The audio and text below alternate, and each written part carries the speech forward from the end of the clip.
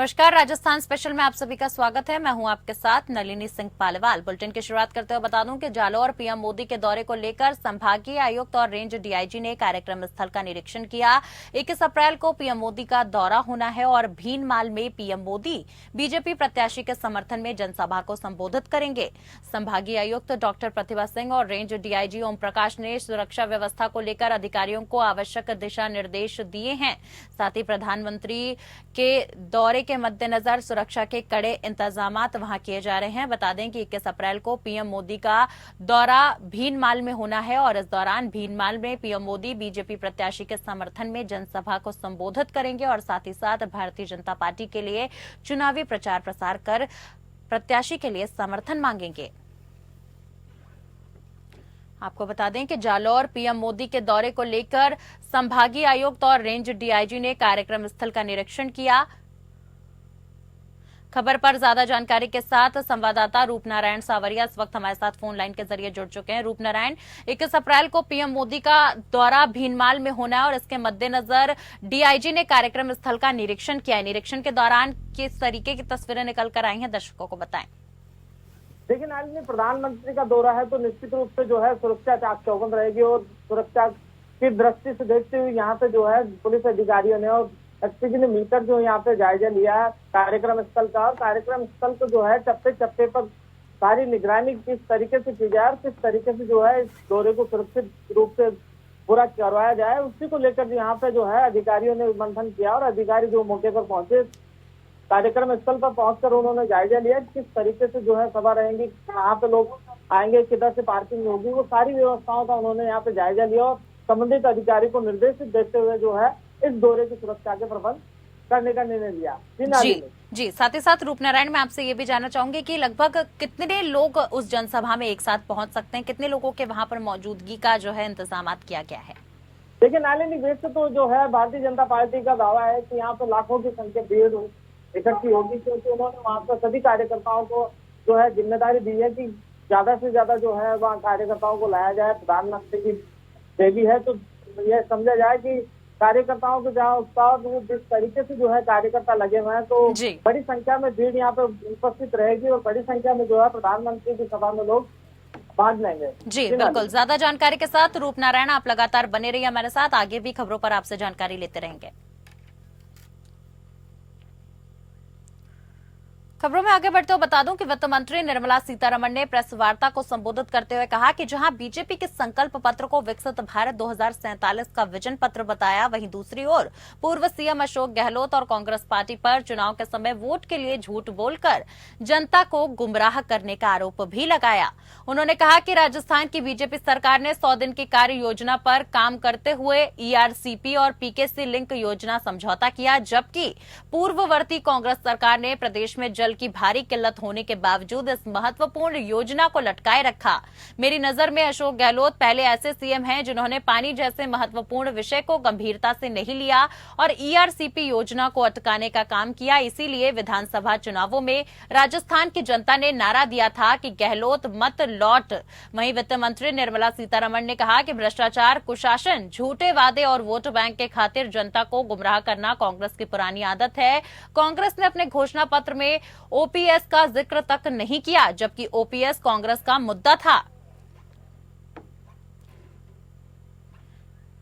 खबर पर ज्यादा जानकारी के साथ लगातार हमारे संवाददाता रूपनारायण सावरिया इस वक्त हमारे साथ बने हुए हैं। रूपनारायण, निर्मला सीतारमण ने अशोक गहलोत पर जमकर निशाना साधा। एक प्रेस कॉन्फ्रेंस को संबोधित करते हुए उन्होंने कहा कि जितने भी वादे राजस्थान की जनता से कांग्रेस ने किए थे, एक भी वादा नहीं पूरा हुआ और कांग्रेस सिर्फ और सिर्फ भारतीय जनता पार्टी के लिए भ्रामक तत्वों को फैलाने का काम कर रही है। बिल्कुल शालिनी, मैं बताना चाहूंगा कि सीतारमण ने जो है पत्रकार वार्ता की और पत्रकारों से मुखातिब होते उन्होंने कहा कि कांग्रेस की जो पूर्ववर्ती राजस्थान सरकार थी, अशोक गहलोत की सरकार, वो झूठी और निकम्मी सरकार थी। उन्होंने जो वादे किए वो कभी पूरे नहीं किए। दूसरे जो है जो जनहित के मुद्दे थे, वो ईआरसीपी का मुद्दा हो या फिर अन्य कोई मुद्दे हो, उससे कभी गंभीरता से उन्होंने जो है प्रयास नहीं किया कि इन मुद्दों को हल करके जो है जनता को पानी की व्यवस्था करवाई जाए। क्योंकि अभी जो है जब से यहाँ भारतीय जनता पार्टी की राजस्थान में सरकार बनी है उसके बाद जो है ईआरसीपी लागू की गई है और ईआरसीपी का जो है फायदा ज्यादा से ज्यादा भारतीय जनता पार्टी उठाना चाह रही है। क्योंकि लगभग 16-17 ऐसे जिले हैं राजस्थान में जो ईआरसीपी से जो है प्रभावित है, और इस मुद्दे को जो है बड़े जोर शोर से भारतीय जनता पार्टी यहाँ उठा रही है। मैं एक बात और कहना चाहूंगा यहाँ पे नालिनी की, देखिए ओपीएस जो था राजस्थान में विधानसभा चुनाव में कांग्रेस का मुख्य मुद्दा था, और इसी मुद्दे को यहाँ पे उन्होंने उठाया कि कांग्रेस का जो घोषणा पत्र आया उसमें ओपीएस का कहीं भी जिक्र नहीं है। ओपीएस जो है संबंधित कर्मचारियों के हित का एक वो था, जिसको लेकर जो है कर्मचारी वर्ग काफी समय से यहाँ राजस्थान में भी और बाहर भी जो है आंदोलन थे, और उन्होंने आंदोलन किया। उसके बाद जो है ओपीएस राजस्थान में लागू कर दी गई थी अशोक गहलोत के टाइम पे। उस ओपीएस को जो है भारतीय जनता पार्टी ने भले ही बंद कर दिया हो, लेकिन फिलहाल यहाँ पे जो है सीतारमण ने सीधा निशाना साधा है कि जो कांग्रेस का घोषणा पत्र है उसमें ओपीएस का कहीं जिक्र नहीं है। तो इस कर्मचारी वर्ग को साधने का यहाँ पे भारतीय जनता पार्टी ने प्रयास किया है। जी, तमाम अपडेट्स के साथ रूपनारायण आप आगे भी बने रहिए हमारे साथ।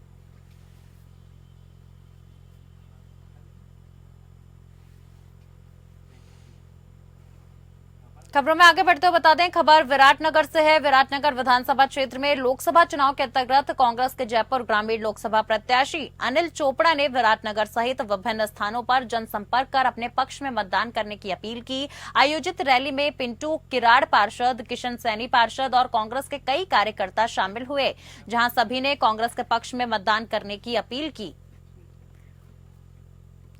आपको बता दें कि तमाम जगहों पर लगातार लोकसभा चुनाव के मद्देनजर प्रचार प्रसार जारी है, और ऐसे में विराटनगर विधानसभा क्षेत्र में लोकसभा चुनाव के अंतर्गत कांग्रेस के जयपुर ग्रामीण लोकसभा प्रत्याशी अनिल चोपड़ा ने विराटनगर सहित विभिन्न स्थानों पर जनसंपर्क कर अपने पक्ष में मतदान करने की जनता से अपील की। बता दें कि इस आयोजित रैली में पिंटू किराड़ पार्षद, किशन सैनी पार्षद और कांग्रेस के कई कार्यकर्ता शामिल हुए, जहां सभी ने कांग्रेस के पक्ष में मतदान करने की जनता से अपील की, साथ ही साथ जनता को साधने की कोशिश की।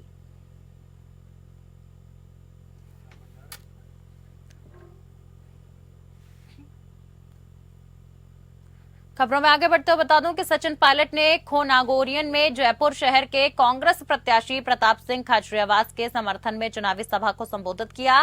सभा में सचिन पायलट ने कांग्रेस के समर्थन में वोट करने की अपील की और बीजेपी सरकार पर जमकर निशाना साधा। इस दौरान कांग्रेस प्रत्याशी प्रताप सिंह खाचरियावास, विधायक रफीक खान और विधायक अमीन कागजी और हजारों की संख्या में कांग्रेस के कार्यकर्ता मौजूद रहे।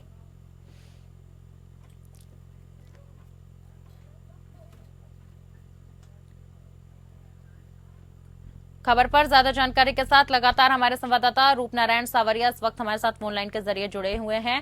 और रूपनारायण, देखिए सचिन पायलट ने जयपुर शहर में कांग्रेस प्रत्याशी प्रताप सिंह खाचरियावास के समर्थन में चुनावी सभा को संबोधित किया और इस सभा के दौरान बीजेपी पर जमकर निशाना साधा। बिल्कुल नानजी, मैं बताना चाहूंगा कि सचिन पायलट जो है लगातार राजस्थान के लोकसभा क्षेत्रों में जा रहे हैं और वहाँ के प्रत्याशी के लिए प्रचार कर रहे हैं, और जहाँ भी जो है इसी कड़ी में पहुंचे हैं जयपुर शहर में प्रताप सिंह खाचरियावास के पक्ष में प्रचार कर रहे हैं। यहाँ पे जो है सभा को संबोधित करते हुए उन्होंने भारतीय जनता पार्टी की केंद्र सरकार पर सीधा निशाना साधा है। सीधा निशाना में जो पायलट ने अपने संबोधन में कहा है कि ये जो सरकार है उसके 10 साल का अगर आप कार्यकाल देखें तो कहीं भी जो है ना तो किसानों के हित में इन्होंने कोई काम किया है, ना युवाओं के हित में कोई रोजगार उपलब्ध करवाया है, साथ ही जो है महिलाओं के लिए भी कोई ऐसी योजना इन्होंने 10 साल में इम्प्लीमेंट नहीं की। केवल और केवल जो है भारतीय जनता पार्टी की सरकार झूठे वादों पर जो है बनी है और झूठे वादों पर ही ये सरकार चल रही है। अभी आगामी टाइम का ये जो चुनाव है 2024 का, ये एक ऐसा चुनाव है जहाँ पे आप लोगों को तय करना है कि झूठी सरकार चाहिए या फिर कांग्रेस के जो सच्चे वादे हैं वो चाहिए। जी, आगे भी तमाम अपडेट्स के साथ रूपनारायण आप बने रहिए हमारे साथ।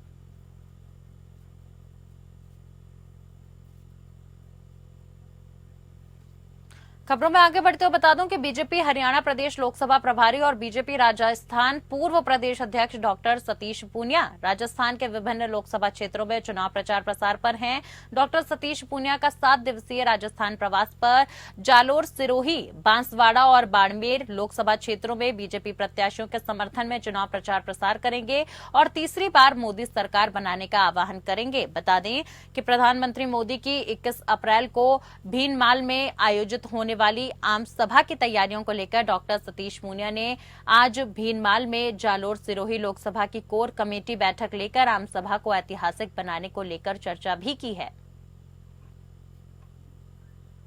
खबर पर ज्यादा जानकारी के साथ लगातार संवाददाता रूपनारायण सवरिया इस वक्त हमारे साथ बने हुए हैं। रूपनारायण, डॉक्टर सतीश पूनिया ने भीममाल में प्रधानमंत्री की जनसभा को लेकर तमाम जो तैयारियां हैं उसको लेकर कमेटी की बैठक ली, साथ ही साथ आम सभा को ऐतिहासिक बनाने की चर्चा की है।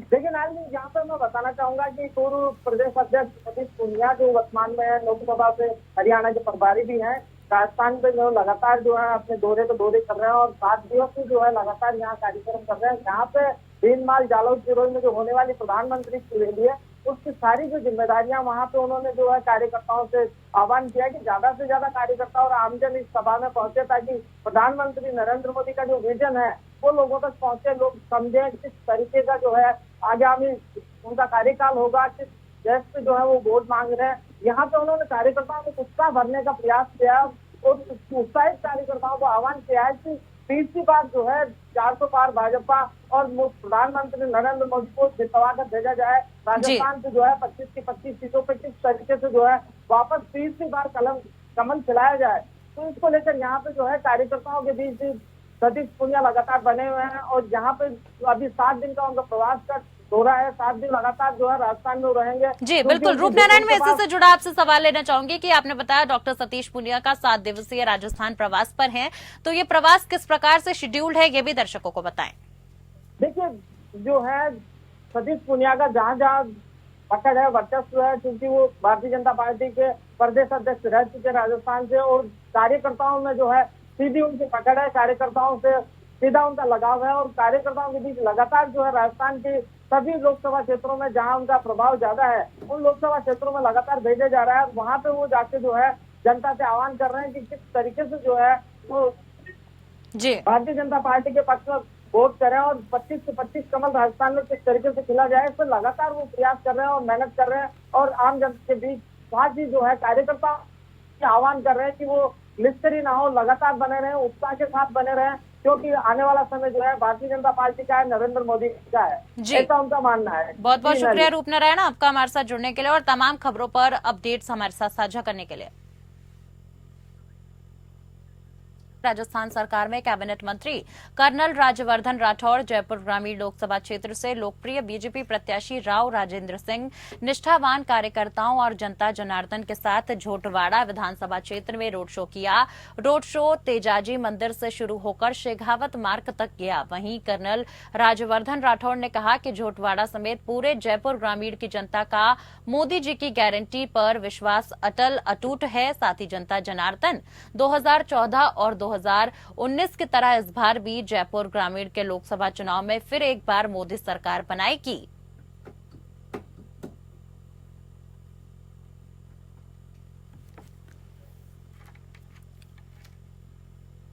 किसी बुजुर्ग दंपति के बच्चों की शादी रुक गई तो किसी का मकान नहीं बन पाया, किसी के बच्चों की शिक्षा अधूरी रह गई तो धन के अभाव में कोई अपनी गंभीर बीमारियों का इलाज नहीं करवा पाया। कई विधवाएं, वीरांगनाएं और पेंशनरों का संजीवनी बंद होने से जीवन यापन नहीं हो पा रहा है। बता दें कि पीड़ित निवेशकों की सभी पीड़ाओं और दुख दर्द को संजीवनी पीड़ित संघ के बैनर तले आयोजित लघु फिल्म प्रदर्शन के जरिए बताया गया। संजीवनी पीड़ित संघ रजिस्टर्ड के अध्यक्ष शांति स्वरूप वर्मा ने बताया कि संजीवनी क्रेडिट को ऑपरेटिव सोसाइटी ने जो छोटे छोटे निवेशकों की राशि को षड्यंत्र पूर्वक घोटाला कर उनकी राशि का गबन किया है वो किसी से छुपा हुआ नहीं है। कुल 953 करोड़ रुपए की राशि का घोटाला हुआ है। हम संजीवनी के सभी पीड़ित एक मंच पर एकत्रित हुए हैं। हमने हमारे पीड़ितों को व्यवस्था के लिए एक लघु फिल्म बनाई है जिसका प्रदर्शन आज यहां किया गया। साथ ही उन्होंने बताया कि केंद्रीय मंत्री गजेंद्र सिंह शेखावत इस घोटाले में शामिल हैं। उन्होंने सोसाइटी के प्रमोटर के साथ मिलकर अपनी एक कंपनी के 1 करोड़ के शेयर बदले और 100 करोड़ रुपए अपने खातों में हस्तांतरित कर दिए हैं।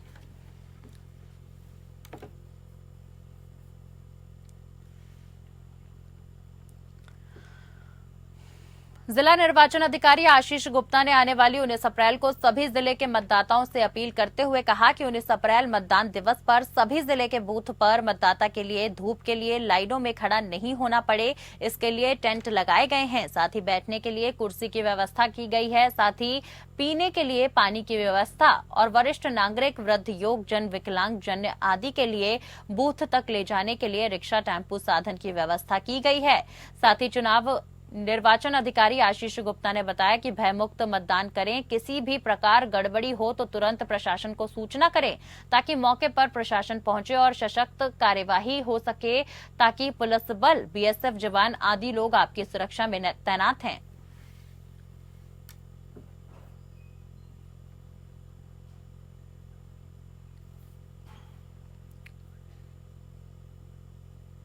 निर्वाचन अधिकारी की बैठक, राजनीतिक दलों के प्रतिनिधियों के साथ की गई बैठक, जिले के सभी विशेष केंद्रों के बारे में दी गई जानकारी। साथ ही राजनीतिक पार्टियों ने निर्वाचन गतिविधियों में किया पूर्ण सहयोग। खबर हनुमानगढ़ से है, जहां जिला निर्वाचन अधिकारी कानाराम ने मंगलवार को राजनीतिक दलों के प्रतिनिधियों के साथ बैठक की। उन्होंने 24, 48 और 72 घंटों के दौरान पार्टियों की गतिविधियां, प्रचार प्रसार नियमों, मतदान केंद्रों पर व्यवस्थाएं, साथ ही सुविधाएं और केंद्रों पर 100 और 200 मीटर में प्रतिबंध कार्यों सहित जानकारी दी। उन्होंने जिले के सभी विशेष केंद्रों के बारे में भी बताया। साथ ही जिला निर्वाचन अधिकारी ने कहा कि अभी तक सभी राजनीतिक पार्टियों ने निर्वाचन गतिविधियों में पूर्ण सहयोग किया गया है।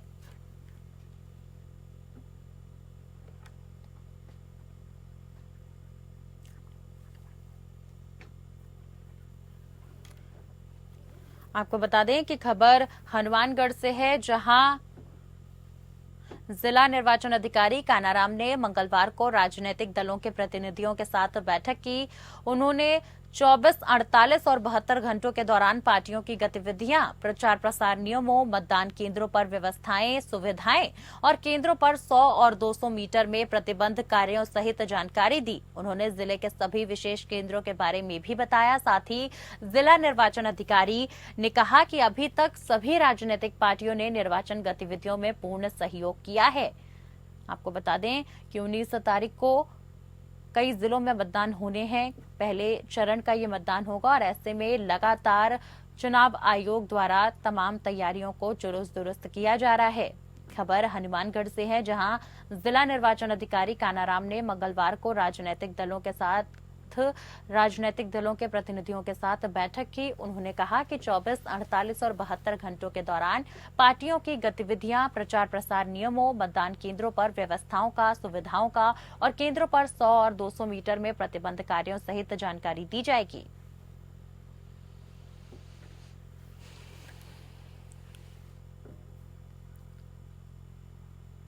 खबरों में आगे बढ़ते हुए बता दूं कि राजस्थान विधानसभा अध्यक्ष श्री वासुदेव देवनानी ने रामनवमी के पावन पर्व पर प्रदेशवासियों को बधाई और शुभकामनाएं दी। श्री देवनानी ने कहा कि धरती पर असुरों का संहार करने के लिए भगवान विष्णु ने त्रेता युग में श्री राम के रूप में मानव अवतार लिया था। साथ ही भगवान राम को मर्यादा पुरुषोत्तम कहा जाता है, क्योंकि उन्होंने अपने जीवन काल में कई कष्ट सहते हुए ही मर्यादित जीवन का सर्वश्रेष्ठ उदाहरण प्रस्तुत किया।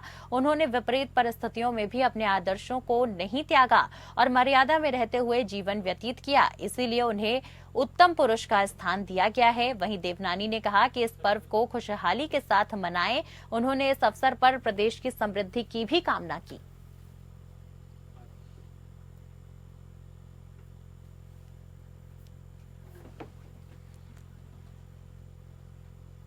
तो फिलहाल के लिए राजस्थान के बुलेटिन में मेरे साथ बस इतना ही। नमस्कार।